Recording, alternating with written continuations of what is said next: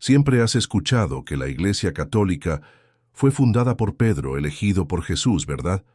Pero ¿qué pasaría si te dijera que esa historia es mucho más profunda, llena de detalles ocultos, decisiones políticas y disputas silenciosas que nunca escuchaste en las clases de catecismo ni en los sermones de la Iglesia? A lo largo de los siglos, lo que comenzó como un grupo de hombres sencillos, perseguidos y marginados, se transformó en la institución religiosa más grande del mundo. Pero esa transformación no fue obra de un milagro. Fue una construcción hecha con estrategias, alianzas imperiales y decisiones humanas que cambiaron por completo el rumbo de la fe cristiana. Y la gran pregunta es, ¿cuánto de lo que hoy llamamos Iglesia fue realmente enseñado por Jesús? ¿Y cuánto fue decidido por emperadores y líderes sedientos de poder? En este video vas a descubrir verdades que estuvieron ocultas por siglos. Vas a entender por qué el término católica ni siquiera existía en tiempos de los apóstoles, por qué Roma y no Jerusalén se convirtió en el centro del cristianismo, y cómo el emperador Constantino, que mantuvo prácticas paganas, usó el cristianismo para unificar su imperio. Conocerás los evangelios prohibidos, las ideas que fueron silenciadas y los conflictos que revelan que la fe, detrás de los altares, también fue marcada por luchas de poder. Todo lo que vas a ver aquí fue ignorado durante mucho tiempo, pero ahora ha llegado el momento de mirar esta historia con otros ojos. Y atención, las revelaciones más impactantes están al final del video. Si te vas antes, te vas a perder las piezas clave que conectan todo. Así que si quieres entender cómo la fe que movió multitudes también fue moldeada por manos humanas, quédate conmigo hasta el final, porque solo quien ve hasta el último segundo descubre lo que siempre estuvo oculto, a plena vista. La tradición de la Iglesia Católica enseña que el apóstol Pedro fue el primer papa, elegido directamente por Jesús. Esta idea se basa en el pasaje bíblico donde Jesús dice: «Tú eres Pedro, y sobre esta piedra edificaré mi iglesia». Muchos interpretan esta frase como una designación oficial, pero su significado ha sido interpretado de diferentes maneras a lo largo del tiempo. En la misma Biblia, Pedro tiene un papel importante, pero no aparece como el líder absoluto de la comunidad cristiana. En el libro de los Hechos de los Apóstoles, vemos que toma decisiones, pero siempre en conjunto con otros discípulos. En el Concilio de Jerusalén, por ejemplo, quien parece liderar es Santiago, hermano de Jesús, lo cual genera dudas sobre la verdadera posición de Pedro. Con el paso de los siglos, la figura de Pedro fue ganando más protagonismo dentro de la tradición cristiana. La idea de una autoridad centralizada ayudaba a mantener la unidad de la fe en medio de tantas divisiones. Así, Pedro fue visto como el primero entre los apóstoles y como base simbólica de la autoridad papal que más tarde surgiría en Roma. El término católica, que significa universal, no fue usado por Jesús ni por los primeros apóstoles. Apareció por primera vez a principios del siglo II, utilizado por Ignacio de Antioquía para describir a la comunidad cristiana. Esto demuestra que el nombre de la Iglesia, tal como la conocemos hoy, surgió mucho después de la época de Cristo. La idea de una iglesia única y organizada fue algo que se desarrolló con el tiempo. Al principio, las comunidades cristianas eran pequeñas, independientes y estaban esparcidas por varias regiones. La palabra católica sirvió para unir esas comunidades bajo una misma identidad y dirección. Esa identidad común ayudó a dar fuerza y estructura a la fe cristiana, que todavía sufría persecuciones.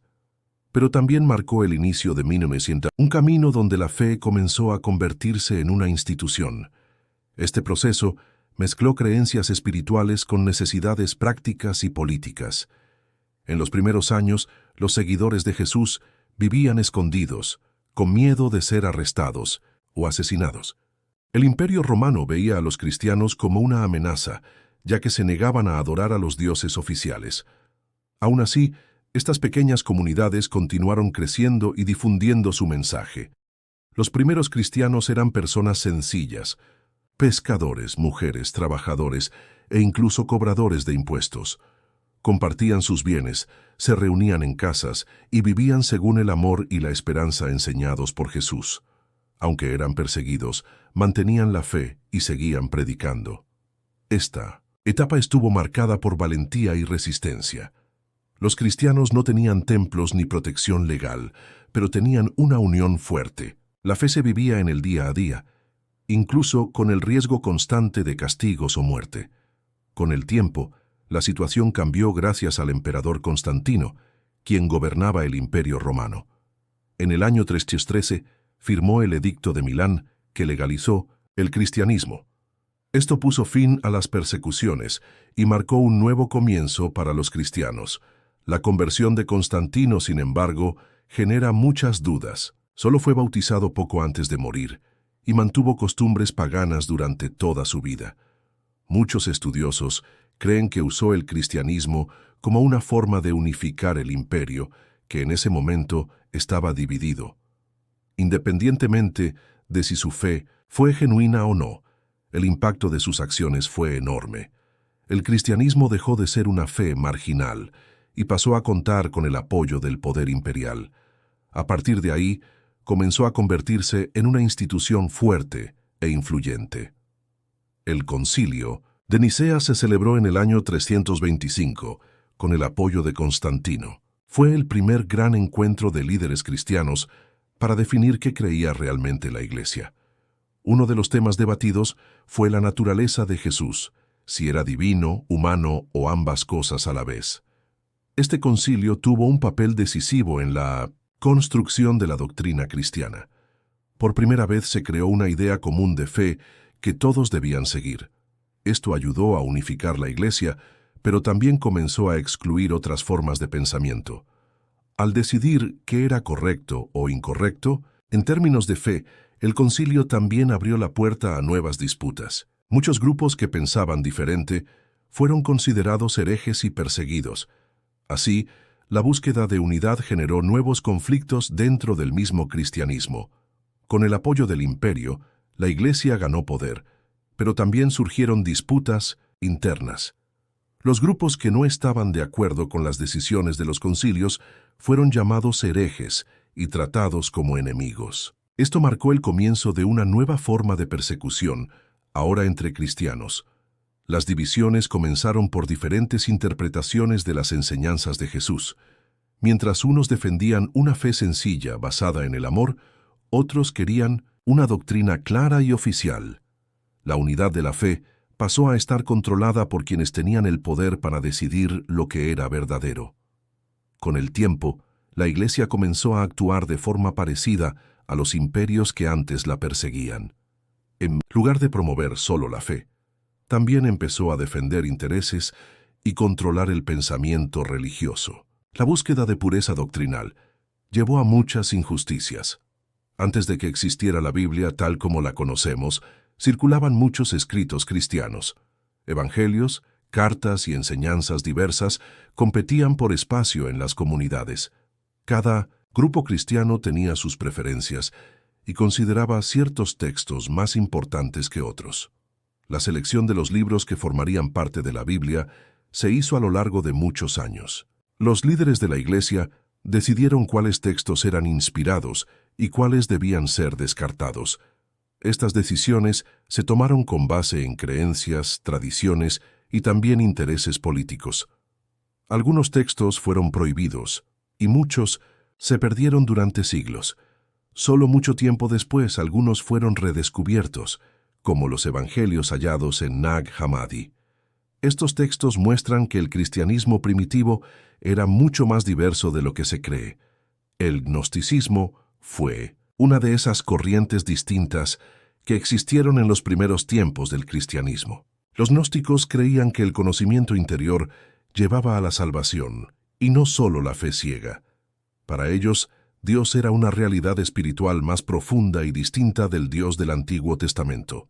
Algunos gnósticos veían al Dios del Antiguo Testamento como un ser inferior o injusto. Esto chocaba directamente con la visión tradicional de la Iglesia, que unía ambos testamentos en una sola fe. Por eso, El gnosticismo fue rechazado y considerado herejía. Aún así, los textos gnósticos ofrecen una visión rica y diferente de la fe cristiana. Muestran que en los primeros siglos había mucha más libertad de pensamiento. El fin de esa diversidad fue resultado de decisiones tomadas por líderes que buscaban unidad y control. Roma se convirtió en el centro de la Iglesia no porque Jesús haya vivido allí, sino por su importancia política. Establecer la sede del Cinto cristianismo en la capital del imperio le daba fuerza y prestigio a la fe cristiana. Era una forma de unir lo espiritual con el poder del Estado. Jerusalén fue el lugar de la vida de Jesús, pero no tenía el mismo peso político que Roma. El cambio de foco ayudó a transformar la Iglesia en una institución global y respetada. Esto también reforzó la autoridad del obispo de Roma, quien más tarde sería llamado Papa. Esta decisión influyó mucho en la estructura de la Iglesia y en su expansión. Roma se volvió símbolo de unidad y liderazgo, pero también de centralización y poder. Desde ahí el cristianismo comenzó a caminar cada vez más hacia convertirse en una fuerza política, además de religiosa. Si este contenido te hizo pensar, suscríbete al canal para seguir explorando temas que pocos se atreven a abordar. Comparte este video con alguien que también merece escuchar esta verdad. Vamos juntos a difundir conocimiento, despertar mentes y continuar esta conversación en los próximos episodios.